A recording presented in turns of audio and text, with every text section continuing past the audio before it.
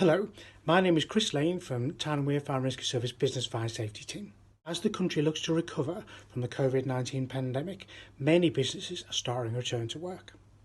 This return, whilst very welcome, poses its own issues for the business community in understanding what COVID safety means to them. COVID safety will have implications in many aspects of your business and not least within the fire safety. There will be implications in areas such as fire risk assessment, the maintenance of fire safety provisions, training for staff, occupancy figures, amongst other areas.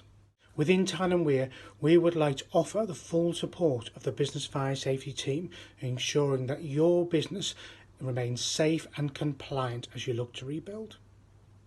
To assist in this, we are offering virtual appointments via Microsoft Teams with a fire safety officer. These appointments are designed so you can discuss specific fire safety issues which you will come across at this time.